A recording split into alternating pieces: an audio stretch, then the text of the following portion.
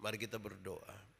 Ya Tuhan Allah, kami mohon kepadamu, kuatkanlah dan teguhkanlah iman kami, supaya waktu ini ketika kami mau belajar dari firman Tuhan, biarlah ini menjadi waktu yang paling baik buat kami. Kami sadar bahwa seringkali kami terganggu oleh banyak hal. Kami mohon kuasa Roh Kudus-Mu menolong kami untuk mengarahkan seluruh perhatian kami hanya kepada pemberitaan ini. Terima kasih banyak ya Bapa, jauhkan iblis penggoda pencobaan. Kami rindu pada firman-Mu Tuhan, berfirmanlah bagi kami. Di dalam nama Yesus firman yang hidup itu kami berdoa. Amin.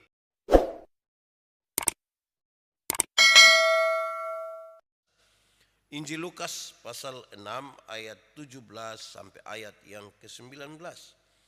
Yesus mengajar dan menyembuhkan banyak orang. Lalu ia turun dengan mereka dan berhenti pada sebuah tempat yang datar. Di situ berkumpul sejumlah besar dari murid-muridnya dan banyak orang lain yang datang dari seluruh Yudea dan dari Yerusalem dan dari daerah pantai Tirus dan Sidon. Mereka datang untuk mendengarkan dia dan untuk disembuhkan dari penyakit mereka. Juga mereka yang dirasuki oleh roh-roh jahat beroleh kesembuhan. Dan semua orang banyak itu berusaha menjamah dia, karena ada kuasa yang keluar daripadanya dan semua orang itu disembuhkannya. Demikian firman Tuhan. Berbahagia setiap orang yang mendengar firman, memelihara dan melakukan dalam hidupnya setiap hari. Haleluya. Bapak Ibu saudara-saudara, shalom. Selamat pagi buat kita semua. Ada sukacita kok. Saya rasa saudara terlalu dingin. Semoga saudara mulai hangat sedikit ya. Bapak Ibu saudara-saudara, kisah dalam pembacaan ini adalah sebuah kisah yang terjadi setelah Tuhan Yesus memilih murid-muridnya. Tuhan Yesus memilih murid-muridnya ini pasti kemudian mereka harus diajarkan untuk sesuatu. Tadi nats pembimbing diarahkan, siapa percaya kepadaku akan melakukan pekerjaan-pekerjaan yang aku lakukan, karena aku pergi kepada Bapa. Ini murid-murid mesti diajar untuk itu, supaya ketika mereka sendiri nanti mereka bisa melakukan sesuatu. Saudara-saudara, berita tentang pengajaran dan kuasa Tuhan yang menyembuhkan itu tersebar cukup luas.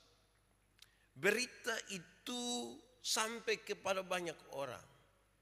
Waktu itu kan belum ada koran, televisi, media sosial lainnya. Tapi berita itu tersebar dengan sangat kuat. Itu membuat banyak orang datang kepada Tuhan. Rupa-rupanya berita itu bukan sekedar berita biasa, tetapi sekaligus berita yang menarik orang datang berjumpa dengan Tuhan Yesus. Saudara-saudara, pembacaan tadi memberikan beberapa isyarat yang menarik untuk kita lihat betapa kuatnya berita itu sehingga banyak orang datang kepada Tuhan Yesus. Kalau kita melihat tempat dan orang-orangnya, tercatat kira-kira begini saudara. Ada murid-murid Tuhan Yesus di situ. Sejumlah besar murid-murid Tuhan Yesus ini kan pertanyaan pentingnya adalah Tuhan pilih murid-murid itu untuk apa? Paling tidak ada dua jawaban besar di sini, yaitu bahwa murid-murid itu Tuhan pilih untuk menjadi utusan-utusan, untuk menjadi rasul. Mereka akan diutus untuk menyampaikan lebih lagi dari apa yang dilihat oleh banyak orang. Atau yang kedua saudara-saudara, murid-murid itu dipilih untuk menjadi sahabat-sahabat Tuhan Yesus, yang menyertai Tuhan Yesus dalam pelayanannya. Dalam pekerjaan pelayanan kira-kira 3 tahun, murid-murid ini yang mendampingi dan menyertai. Sekali lagi, karena mereka akan diutus. Karena mereka itu yang menyertai Tuhan Yesus. Saya kira ada hubungannya di sini. Mereka yang akan diutus harus melihat, harus meneladani, harus percaya, dan harus melakukan sejumlah hal yang dilakukan oleh Tuhan Yesus. Kedua saudara-saudara, ada banyak orang lain. Ada banyak orang lain dari seluruh Yudea dan dari Yerusalem. Nah, ini keterangan yang menarik, saudara.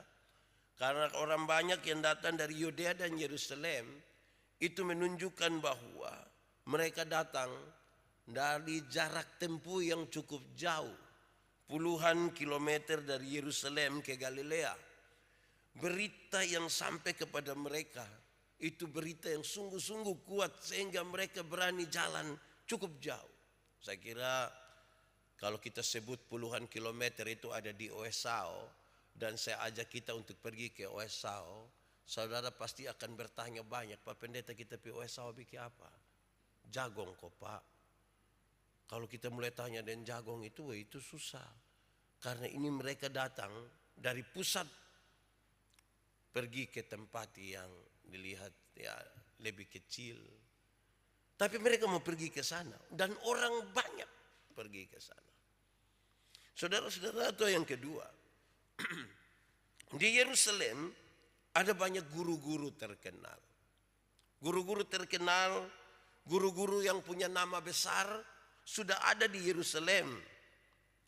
Mereka juga adalah guru-guru yang terhormat, ada di Yerusalem. Tapi orang-orang banyak ini pergi kepada Yesus. Ini kan sesuatu yang bagi saya ada hal yang sangat serius di situ. Yang lebih penting bahkan mereka pikir dari kenyataan-kenyataan yang sebenarnya bisa mereka dapatkan di Yerusalem atau di tempat di mana mereka ada. Yang ketiga, ada juga yang datang dari pantai Tirus dan Sidon. Yang datang dari pantai Tirus dan Sidon ini menarik, saudara, karena Tirus dan Sidon itu berbatasan dengan Kanaan. Kalau itu berbatasan dengan Kanaan, maka pengaruh-pengaruh penyembahan di daerah-daerah Kanaan sesungguhnya dapat mempengaruhi orang-orang seperti ini. Sehingga mereka percaya pun tidak akan terlalu percaya, atau tidak percaya pun tidak akan terlalu tidak percaya. Mereka abu-abu saja. Biasanya kalau kita hidup di daerah-daerah perbatasan itu ya kira-kira begitu. Kalau kita hidup di daerah perbatasan misalnya Soe dengan manalah begitu. Kalau kebijakan di sebelah dianggap memberatkan kita, ya kita lebih baik jadi warga di sebelah. Kalau nanti yang di sebelah itu memberatkan kita, kita kembali lagi. Orang hidup di perbatasan itu dia lihat-lihat. Itu kayak biasa orang bikin status bilang, anak-anak muda dong bilang begini. Kalau mau masuk, masuk. Mau keluar, keluar. Jangan berdiri di pintu kok halangi orang lain masuk.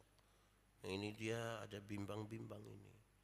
Menyangkut kepercayaan, mereka ada di batas Kanaan. Harusnya pengaruh itu cukup kuat untuk mereka tidak usah pergi cari Yesus. Jalan sampai puluhan kilometer untuk apa?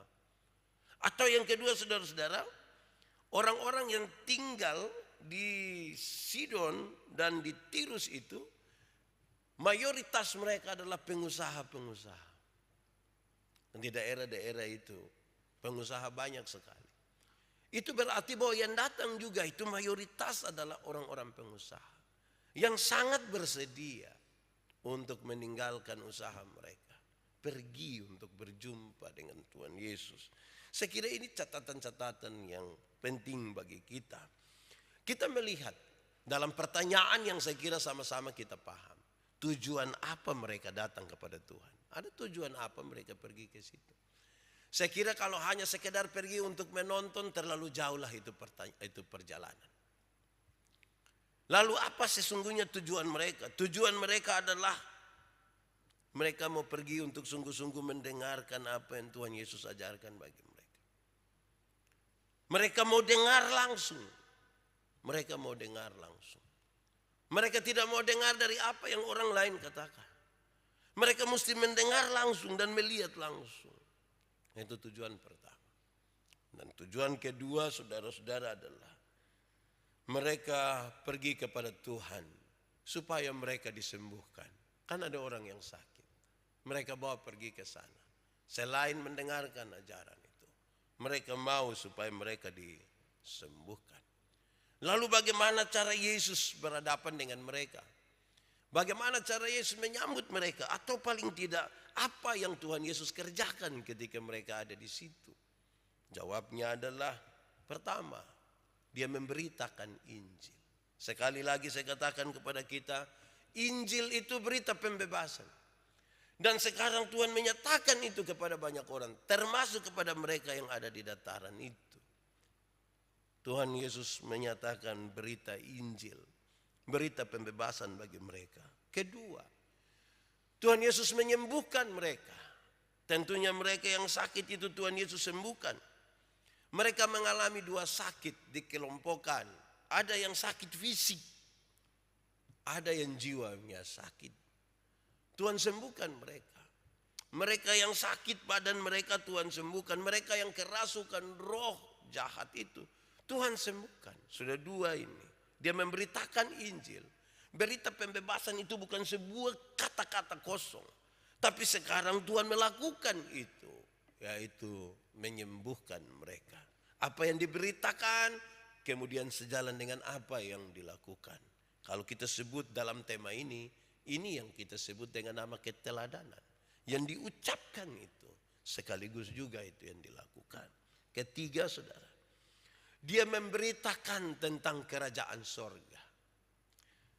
Memberitakan Injil, menyembuhkan. Saya sengaja pisah. Dia memberitakan tentang kerajaan sorga. Setiap kali bicara tentang kerajaan sorga di dalam Alkitab, dia mengerucut kepada dua hal. Yesus itulah yang disebut sebagai kerajaan sorga. Dan kalau kita bicara yang kedua tentang kerajaan sorga itu adalah keberadaan situasi di mana kuasa Tuhan benar-benar memerintah di situ. Dan kalau Tuhan memerintah di situ, kan ini kerajaan, maka pasti ada kebahagiaan di situ. Pasti kedamaian itu ada. Pasti keberpihakan dan kepedulian kepada orang-orang itu ada. Kenapa? Ini ada dalam sebuah suasana kerajaan yang dipimpin langsung oleh Tuhan. Saudara bisa bayangkan kualitas kehidupan di mana kerajaan sorga itu ada. Itu sebuah kualitas yang terlalu ajaib, terlalu luar biasa. Dan mestinya orang-orang tinggal di situ. Saya bayangkan banyak orang yang datang dari berbagai daerah. Mereka tidak akan pernah merasa pergi dalam kesia-siaan. Mereka jauh-jauh pergi ke sana dan ketika menikmati berita Injil, penyembuhan dan kerajaan sorga, mereka betah di sana. Mereka tinggal di sana. Saya membayangkan saudara, ini tantangan sekaligus bagi murid-murid, termasuk juga kami yang akan memberitakan. Dan saudara-saudara semua yang belajar melalui tema ini, yaitu meneladani pengajaran dan sekaligus juga tindakan Tuhan Yesus itu. Nah, mari saudara-saudara, dalam catatan-catatan yang sudah saya sebutkan, mari kita renungkan tema ini, apa sesungguhnya yang dimaksudkan buat kita, apa yang harus kita lakukan selanjutnya.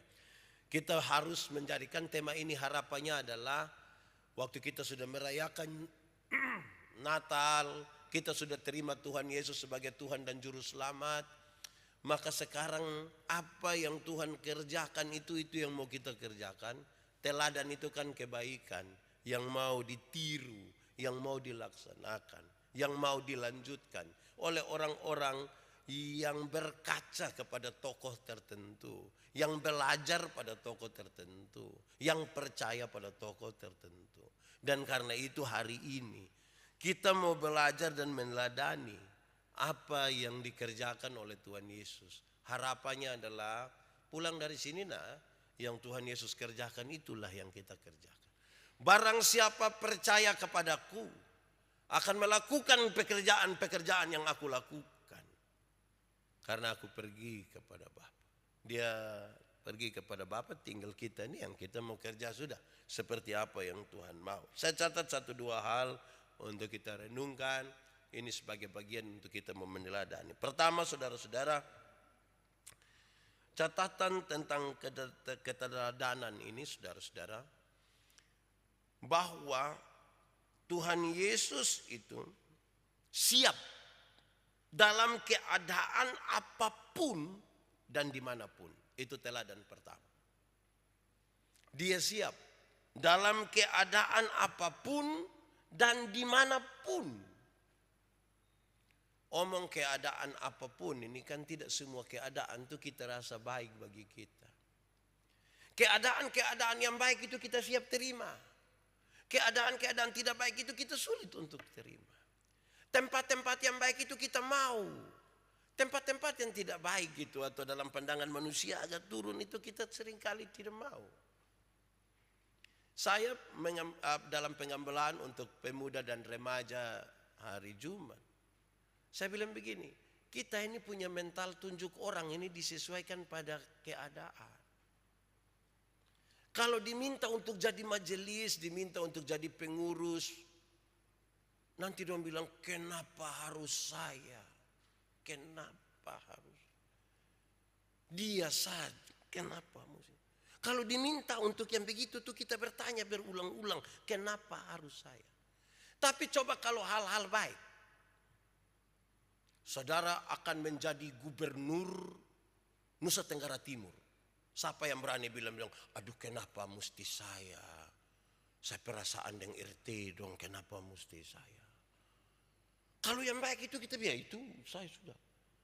Tapi kalau yang kita rasa ini beban, ini kita tidak mau. Saudara akan menjadi orang terkaya di Indonesia. Siapa yang berani bilang, aduh kenapa mesti saya ya? Aduh saya rasa saya muka ini bukan muka orang kaya. Siapa berani bilang begitu? Yang nona-nona, kamu akan menjadi wanita tercantik semau. Siapa yang berani bilang kenapa harus saya? Saya perasaan dan putri Indonesia. Kalau yang kita rasa baik itu kita pingin terima itu terlalu tinggi lah. Tapi kalau kita rasa ini apalagi harus kas keluar tenaga lagi, ini kerja sosial lagi. Tuhan Yesus siap. Keadaan seperti apapun dan dimanapun. Keadaan seperti apapun dan dimanapun. Lalu kita tinggal arahkan. Keadaan seperti apapun dan dimanapun. Itu berarti yang baik. Yang 3 hal yang Tuhan kerjakan tadi. Beritakan Injil, menyembuhkan, dan sekaligus menyatakan kerajaan Allah harus terjadi dimanapun. Kalau kita betul-betul mau meneladani Tuhan. Jangan di dalam gereja kita beritakan Injil. Di luar gereja jangan. Jangan kita di dalam gereja kata-kata kita menyembuhkan. Di luar gereja kita pun kata-kata menyakitkan dan melukai. Menghancurkan. Dan jangan dalam gereja kita penuh kasih. Di luar itu kita baru rambut don tas siram. Gitu. Ini kalau kita mau teladan dari Yesus. Hal pertama. Hal kedua saudara-saudara. Tuhan Yesus yang kita mau belajar dari dia. Kita mau teladani dia. Dia menerima siapapun. Dia menerima siapapun. Orang dalam status yang tinggi. Status sosial maupun dalam status sosial yang rendah. Orang-orang yang dekat dengan dia terima. Orang-orang yang jauh dari dia pun dia terima. Digambarkan dengan baik dalam teks tadi. Murid-murid digambarkan sebagai orang-orang yang paling dekat dengan dia. Dia terima. Orang-orang dari berbagai tempat yang dari Yerusalem, dari mana-mana datang dia terima. Dia terima. Para pengusaha dia terima. Nelayan-nelayan kecil itu juga dia terima. Orang sehat dia terima. Orang sakit dia terima. Dia tidak pernah pilih-pilih kasih.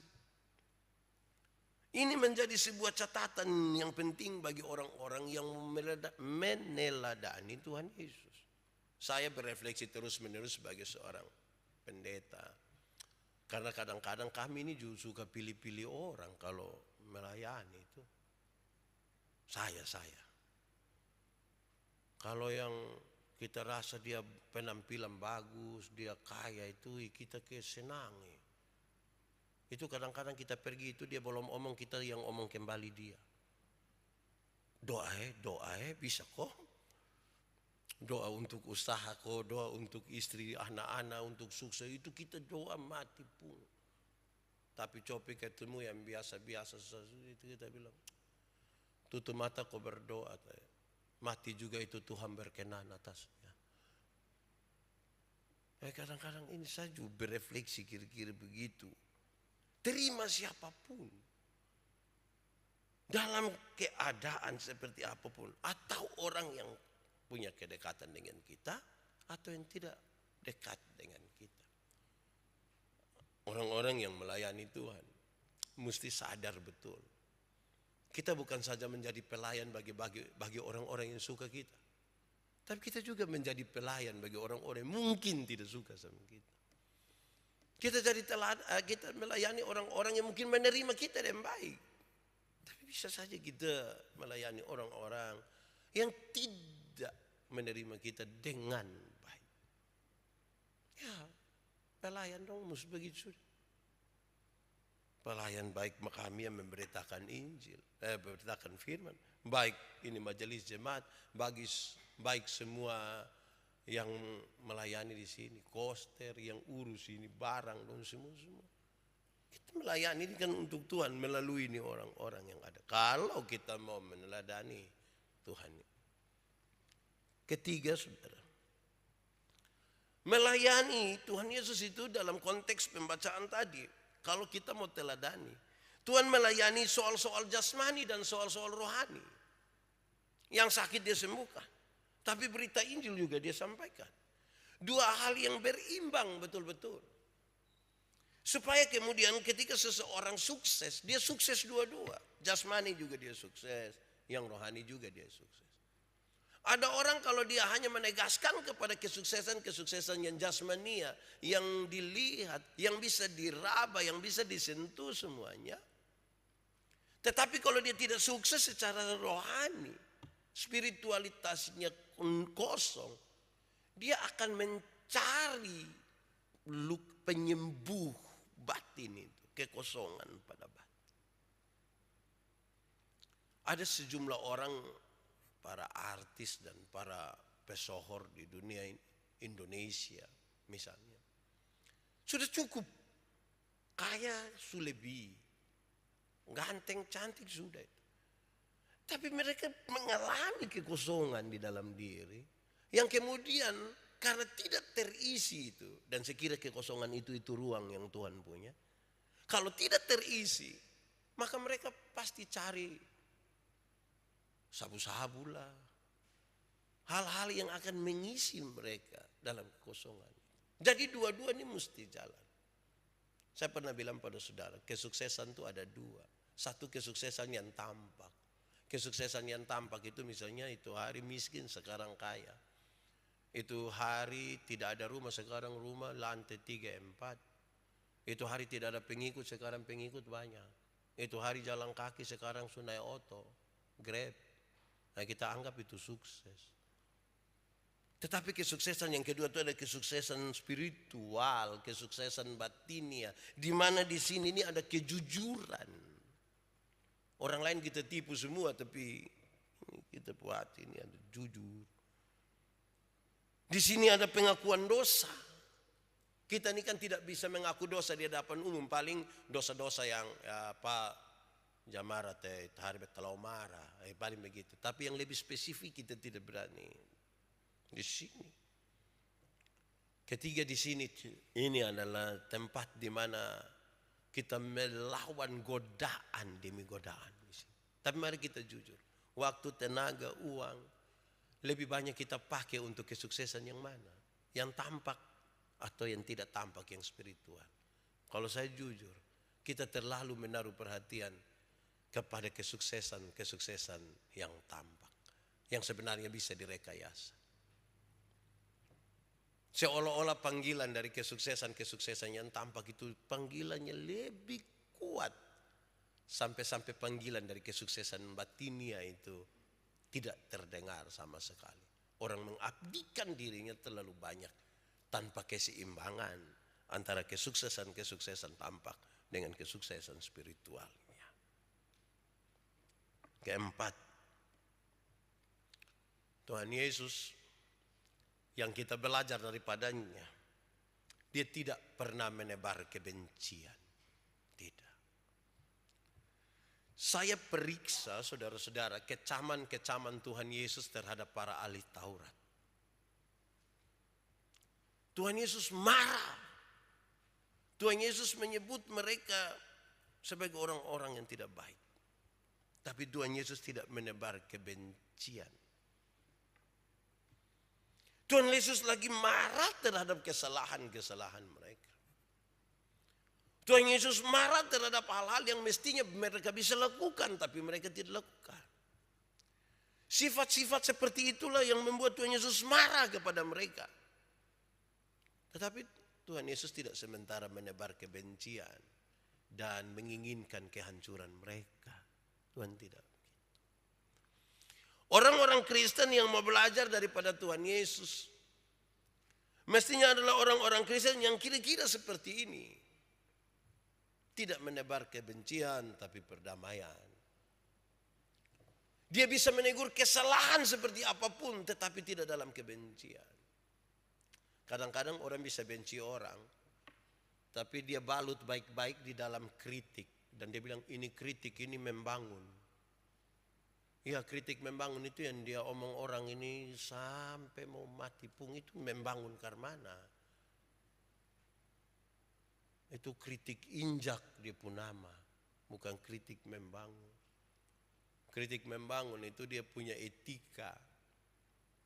Tuhan Yesus ajar kita etika tentang orang buat salah. Dia kasih tahu, kalau ada saudaramu buat salah, nah panggil dia, kau omong 4 mata. Bosan 2 om dulu. Nanti kalau dia tidak mau dengar, nah panggil tambah 1-2 orang untuk omong lagi. Dan diharapkan itu 2 orang itu 2 orang yang bijak. Jangan sampai dia sementara mabok sopi baru kita panggil, datang ke nasihat amin andon teh. Oh itu tidak. Nanti kalau dia tidak dengar, bawa dia ke sidang jemaat. Kenapa pakai kata jemaat? Supaya cara-cara yang kita pakai itu cara-cara bergereja, cara-cara berjemaat. Nanti kalau dia tidak dengar baru disebutkan. Anggaplah dia sebagai orang berdosa, orang yang tidak mengenal Tuhan. Anggaplah dia sebagai pemungut cukai. Ini sekaligus sebuah tantangan yang Tuhan sampaikan. Kalau kamu berhadapan dengan orang yang tidak mengenal Tuhan, orang pemungut cukai. Kalau kamu berhadapan dengan orang yang tidak mengenal Allah, orang berdosa, apa yang kamu lakukan? Itu kan tantangannya. Tuhan Yesus ingin mengarahkan supaya mereka sadar berhadapan dengan orang-orang seperti ini. Kamu mesti berdoa kepada Tuhan, menunggu cara Tuhan dan waktu Tuhan terbaik untuk dia menjadi baik tanpa kebencian. Tuhan Yesus yang baik itu tidak pernah menebar kebencian. Karena itu saudara-saudara, lebih baik kita ikut lagu tempo dulu sah. Benci, benar-benar cinta. Dan kita ini kalau benci ini kita lihat orang pemuka juga tidak bisa. Nah itu Tuhan Yesus tidak menebar kebencian. Terakhir saudara, kita mau belajar dari Tuhan Yesus. Dia menyatakan tanda-tanda kerajaan Allah. Di mana dia ada, tanda-tanda kerajaan Allah itu dinyatakan. Bahagia, kedamaian, keberpihakan. Ini kebahagiaan itu dinyatakan di situ. Damai itu dinyatakan. Keberpihakan itu dinyatakan. Tidak dengan kata-kata. Saudara bayangkan kalau ada satu orang di banyak tempat dan tanda-tanda ini dinyatakan. Betapa indahnya suasana itu. Bayangkan kalau dari satu orang itu kemudian menjadi 12 orang rasul itu. Dan 12 orang rasul itu ada di 12 tempat yang berbeda. Tanda kerajaan itu terjadi. Dari 12 orang itu kemudian 3.000 orang. 3.000 orang itu kemudian ada di 3.000 tempat yang berbeda. 3.000 orang itu kemudian jadi 5.000 orang. 5.000 orang itu ada di 5.000 tempat yang berbeda. Dan dari 5.000 itu semua bangsa di dunia kemudian kenal Tuhan ini. Dan semua orang yang mengaku percaya, kenal Tuhan dan dekat dengan Tuhan ada di sejumlah tempat yang berbeda. Mulai dari rumah, tempat usaha, tempat di mana berjumpa dengan online sebagainya. Lantas kita menyatakan tadi kedamaian, kebahagiaan dan keberpihakan kita. Dunia ini hebat. Mestinya kita berani katakan dunia hebat ini karena ada orang-orang Kristen di situ. Karena dia di mana orang Kristen berada, tanda-tanda kerajaan sorga itu ada di situ. Mestinya begitu. Tidak mudah. Tapi bukan berarti tidak mungkin. Tidak mudah kalau kita berharap pada kekuatan kita. Dia menjadi baik kalau kita terus berharap pada Tuhan untuk hal-hal ini. Belajarlah sesuatu dari Tuhan. Karena itu saya tutup khotbah ini dengan sebuah pertanyaan reflektif saja. Adakah sesuatu dari Tuhan yang sementara kita teladani? Masing-masing orang bisa menjawab secara pribadi. Adakah sesuatu dari Tuhan yang kita betul-betul teladani sampai hari ini? Atau jangan-jangan kita percaya Tuhan tapi kita tidak pernah teladani apa-apa dari Tuhan. Karena kita pun kalimat kunci satu tuh yang adalah begini, itu Tuhan Pak, ini manusia Pak, mau tahan berapa lama Pak? Nah kalau kita sudah sampai di sini nih yang biasa susah, renungkanlah. Adakah dari Tuhan yang sementara kita teladani? Atau kalau mungkin tidak ada, mungkinkah saudara ambil komitmen hari ini, saya perlu teladani satu dari Tuhan. Kenalah Tuhan dengan seluruh yang baik dari Tuhan itu dan pastikan bahwa kita mau meneladani sesuatu daripadanya. Tuhan memberkati kita. Mari kita tunduk kepala di hadapan Tuhan, kita berdoa. Ya Tuhan Allah kami di sorga, terima kasih banyak untuk kesempatan ini. Kami belajar sesuatu, tetapi kami ditolong untuk harus mengenal lebih duluan siapa Tuhan. Baru kami meneladaninya. Jangan-jangan kami percaya tapi kami tidak mengenal Engkau. Sehingga kami salah meneladani. Tolong kami supaya firman ini akan menjadi kekuatan baru yang mendorong kami. Dia sekaligus menjadi pelita dalam perjalanan hidup ini. Terima kasih banyak Tuhan. Engkau ajaib buat kami. Terpujilah namamu. Kami bersyukur untuk firman Tuhan hari ini. Di dalam nama Yesus kami berdoa. Amin. Saudara-saudara, untuk pengakuan iman sejemput jemaat Tuhan berdiri. Bersama-sama dengan semua orang percaya pada segala tempat, segala waktu, kita mengikrarkan pengakuan iman kita menurut pengakuan iman rasuli. Dengan masing-masing kita berkata demikian. Aku percaya kepada Allah, Bapa yang Maha Kuasa, Khalik langit dan bumi, dan kepada Yesus Kristus, anaknya yang tunggal Tuhan kita, yang dikandung daripada Roh Kudus, lahir dari anak darah Maria, yang menderita di bawah pemerintahan Pontius Pilatus, disalibkan, mati dan dikuburkan, turun ke dalam kerajaan maut. Pada hari yang ketiga, bangkit pula dari antara orang mati, naik ke sorga, duduk di sebelah kanan Allah, Bapa yang Maha Kuasa, dan akan datang dari sana untuk menghakimi orang yang hidup dan yang mati. Aku percaya pada Roh Kudus, gereja yang kudus dan am, persekutuan orang kudus, pengampunan dosa, kebangkitan daging, dan hidup yang kekal. Satu hati dalam doa syafaat, mari kita berdoa. Tuhan Yesus yang baik, kami mengucap syukur kepadamu. Hari ini kami masih bisa ada di dunia ini. Karena Tuhan masih mempercayakan hidup bagi kami. Kalau Tuhan kasih kami hidup, pasti Tuhan punya maksud bagi kami.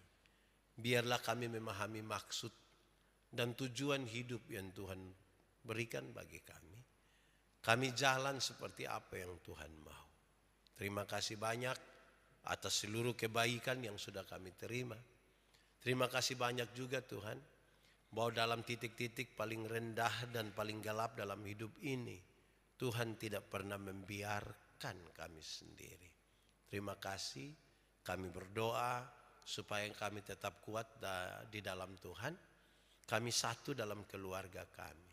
Tidak ada hal yang akan menghancurkan persekutuan di rumah, di gereja, di tempat di mana kami berada, dalam keluarga kami. Kami rindu supaya kami saling mengampuni, kami saling memaafkan, mendoakan, saling menolong, saling menegur kesalahan dalam kasih yang besar, karena Tuhan menginginkan itu yang terjadi di dalam kami. Kami rindu supaya di mana kami ada, kerajaan Allah dinyatakan, kemuliaan Allah itu dinyatakan. Terima kasih banyak. Kami bersekutu bersama-sama dengan jemaat Tuhan, baik yang ada di gereja, baik yang mengikutinya di rumah. Tuhan memberkati kami semua. Kami ingin dekat dengan Tuhan. Tuhan jangan lepaskan kami. Kadang-kadang jiwa kami memberontak, tapi kami minta Tuhan, Engkau lebih kuat dari keinginan-keinginan kami. Tolonglah kami. Kami bersyukur jemaat Agape boleh melaksanakan pelayanan dan sidang-sidangnya. Terima kasih banyak. Semua yang sudah disiapkan untuk 2022 ini, kami mohon Tuhan memberkati. Semua pengurus, semua jemaat, pimpinan kategorial fungsional, para presbiter semuanya. Biarlah dapat menjalankan ini seperti untuk Tuhan dan bukan untuk manusia. Terima kasih banyak. Kami berdoa bagi semua orang yang memberi diri bagi pelayanan. Mungkin penuh dengan kekurangan, tapi justru dalam kekurangan itu kesempurnaan Allah dinyatakan. Kami juga berdoa supaya keberhasilan dalam pelayanan, dalam menjalankan program, itu karena Tuhan turut serta di dalamnya. Kami ingat jemaat yang sakit, Tuhan sembuhkan mereka. Tuhan jamah mereka. Kami ingat juga semua orang yang berusaha untuk membangun hidup. Dalam kerja dan usaha, dalam rumah tangga, dan dalam berbagai tindakan untuk membangun kembali hubungan menjadi baik, Tuhan berkati. Yang sekolah Tuhan berkati, yang bergumul untuk mendapatkan pekerjaan, pasangan hidup, Tuhan berkati semuanya. Yang lanjut usia pun Tuhan berkati. Kami datang dan pergumulan pribadi, kami minta Tuhan dengarkan kami, dan jadilah menurut apa yang Tuhan mau, jangan menurut kehendak kami. Berikan kepada kami iman, supaya kami percaya pada Tuhan sekalipun kami dalam situasi hidup yang tidak menguntungkan. Terima kasih banyak. Kami berdoa bagi bangsa kami dalam penanganan corona, dalam berbagai hal, juga berhadapan dengan berbagai upaya orang untuk menghancurkan bangsa ini. Tolonglah para penyelenggara negara ini. Kami hari ini secara khusus berdoa bagi mereka yang menikmati ulang tahun mereka sepanjang minggu. Kami berdoa untuk saudara Surya Lai, anak Wesley Vanda, Bapak Dedindun, Bapak Reki Limanto, Ibu Lurianti Wematan, Bapak Jeffrey Mesak Detan, Ibu Janet Paulus, Ibu Yohana. Tuhan berkatilah mereka semua, karena sudah terbukti seumur perjalanan hidup mereka Tuhan tidak meninggalkan mereka. Kami bersama dengan orang-orang yang mengasihi mereka, kami berdoa supaya mereka tetap bahagia, sukacita, berkat jasmani ada, berkat rohani ada. Tuhan menolong dan menuntun mereka terus dalam pergumulan mereka. Terima kasih banyak. Aktivitas kami selanjutnya sepanjang minggu baru kami taruh di dalam tangan kasih-Mu.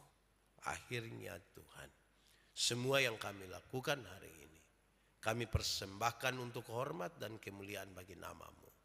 Di dalam nama Yesus kami berdoa. Amin.